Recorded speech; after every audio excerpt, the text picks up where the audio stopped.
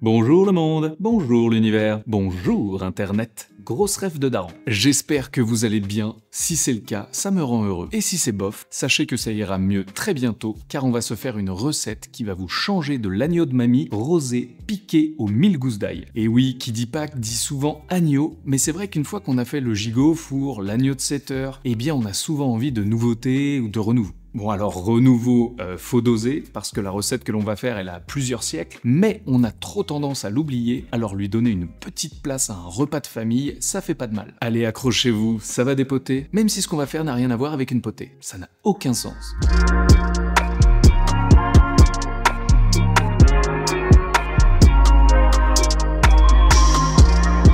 Bon, alors, vous aimez les plats en sauce? Vous êtes au bon endroit. Les plats qui cuisent tout seuls, ne bougez plus. Le navarin d'agneau fait partie de cette merveilleuse famille des plats qui confisent tranquillement dans la cocotte. C'est un ragoût qui cuit longtemps, mais pas trop, et ça c'est cool, avec plein de petits légumes. Comme c'est le printemps, vous pourrez vous faire plaisir avec asperges, petits pois, des carottes fan, bref, les légumes qu'on est très heureux de retrouver après l'hiver. Même si j'adore les courges, ne vous méprenez pas. C'est vraiment le plat de transition de saison par excellence. L'aspect mijoté pour toucher encore un peu du doigt l'hiver, et les légumes nouveaux pour embrasser pleinement le retour du printemps. On parle des petits légumes frais et tout verts, mais la star de ce plat, et c'est d'ailleurs dans l'intitulé de la recette, c'est le navet. Navarin, navet, navin, navaret, narin, navaret, navin. Navarin, navet, navarin. Vous l'avez? On est d'ailleurs en avril, on va pouvoir utiliser les primeurs qui sont tout doux. Alors vous connaissez ma passion pour les sauces, et si vous ne la connaissez pas, ça veut sûrement dire que vous n'êtes pas encore abonné. Alors profitez-en, c'est le moment.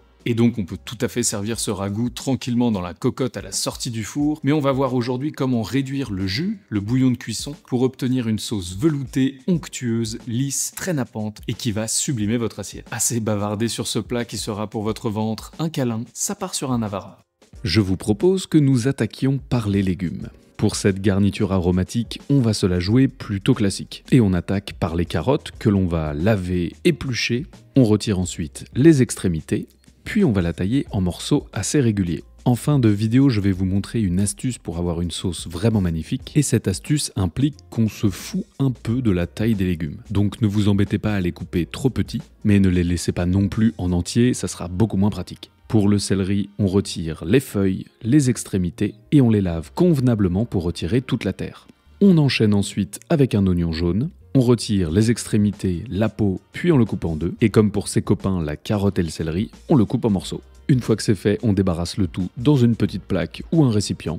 Et comme ça, on sera prêt au moment de la cuisson. Je vais ajouter un peu d'ail à cette garniture pour lui donner encore plus de caractère. Ne vous embêtez pas à couper les gousses d'ail, il suffit de retirer la peau. Pour la viande, j'ai donc sélectionné une épaule d'agneau. C'est tendre, bien grassouillet et ça résiste parfaitement à des cuissons longues. J'ai gentiment demandé à mon boucher de la désosser. On coupe l'épaule en morceaux de taille régulière, pour ne pas faire de jaloux au moment de la dégustation, mais aussi pour avoir une cuisson homogène.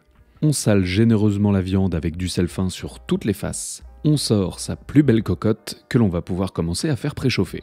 Une fois qu'elle est chaude, on peut ajouter un généreux filet d'huile et déposer un à un les morceaux de viande. Si vous balancez tout d'un coup, vous risquez de faire redescendre en température la cocotte et donc de perdre un peu de temps sur le marquage de la viande. On laisse maintenant les morceaux à feu vif sans y toucher afin d'avoir une jolie coloration. On pense bien à répéter l'opération sur toutes les faces. Cela peut prendre un peu de temps mais soyez patient. Les sucs de cuisson qui vont se déposer dans le fond de la cocotte vont donner un goût exceptionnel à la sauce. C'est ça qu'on cherche. Lorsqu'on est satisfait de la cuisson, on peut débarrasser les morceaux de viande dans un plat. Comme la viande va rendre un peu de jus, le plat va permettre de le conserver et de le réutiliser.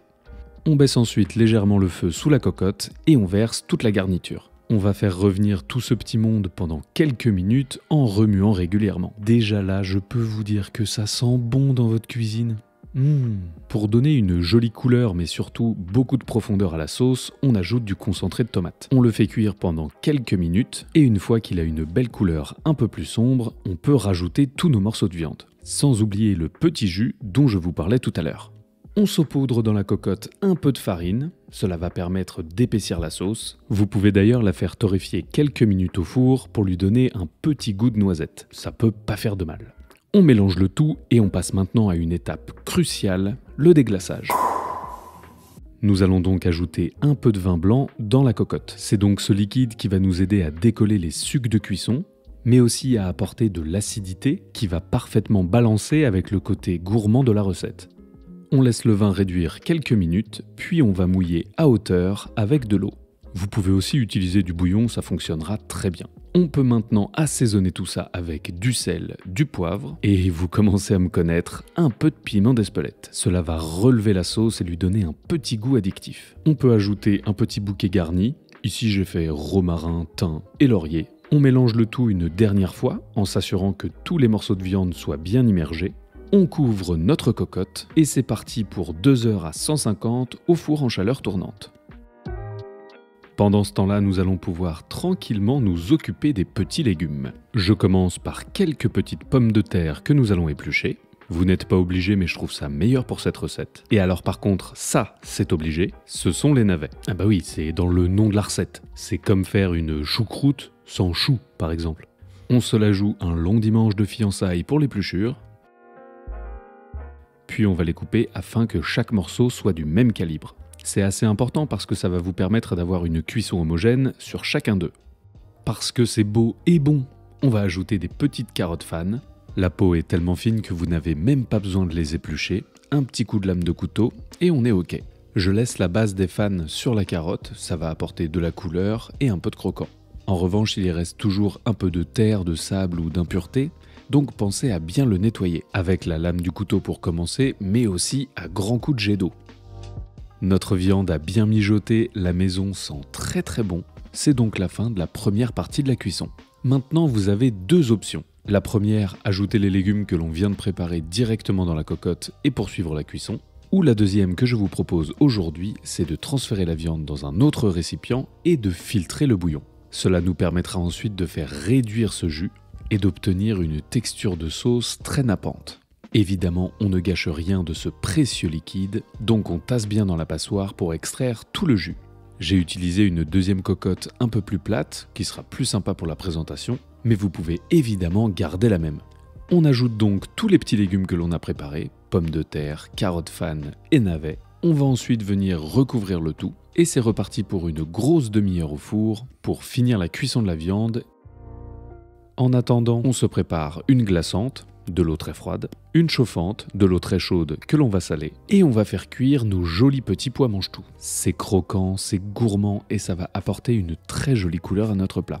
Attention, la cuisson est plutôt rapide, environ 3 minutes, donc ne restez pas trop loin mes petits coquins. Une fois al dente, on les plonge immédiatement dans l'eau glacée pour stopper la cuisson. On les égoutte ensuite directement et on les réserve jusqu'au dressage final. Ding dong! C'est l'heure de vérifier que nos légumes sont bien cuits. Ce qui est cool en les ajoutant en deuxième partie de cuisson, c'est qu'ils ne vont pas se transformer en purée ou se casser. On va garder une texture al dente et tout le goût du légume qui sera juste parfaitement imprégné de la sauce. Pour la dernière étape, on les sort de la cocotte, on la met sur le feu à pleine balle et là on laisse réduire ce magnifique jus en pensant bien à remuer la viande régulièrement pour éviter qu'elle n'accroche, mais aussi à la nourrir avec le jus pendant tout le processus. Cela peut prendre un peu de temps, soyez patient, mais vous allez voir très vite le niveau du jus baisser dans la cocotte, il va s'épaissir et concentrer un maximum les goûts.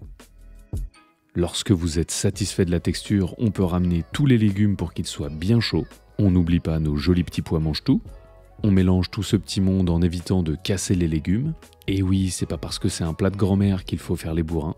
Et quand les légumes sont bien chauds, il ne reste plus qu'à servir quelques morceaux de viande dans une assiette creuse, 1 ou 2 pommes de terre, les navets, la carotte fan et quelques petits pois gourmands. Et tenez-vous prêts pour le clou du spectacle, la sauce. Regardez-moi cette petite cascade de bonheur.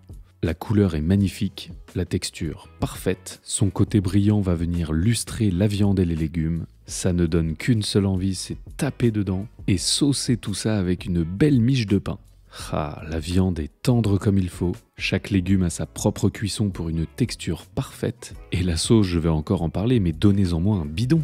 Ah, je suis trop fan des plats en sauce, c'est fou. J'espère très fort que cette vidéo vous aura plu. Si c'est le cas, faites-le nous savoir en nous laissant un petit j'aime, ça coûte rien et ça fait du bien. Partagez la vidéo en masse autour de vous, un petit lien dans le groupe WhatsApp famille pour demander si ça va à tout le monde pour le dîner et c'est parfait. Pensez à vous abonner et à activer la cloche pour ne pas louper les prochaines recettes. On arrive avec des trucs beaucoup trop cool pour la suite. Je vous dis à très vite pour de nouvelles aventures. C'était Hugo, vous êtes toujours sur Huggies. Bon appétit, ciao!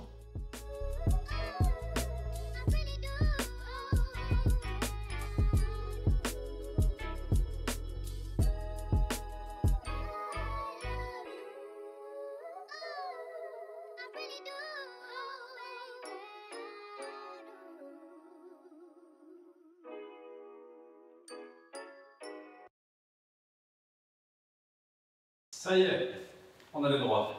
Et pour pas cher en plus, hein.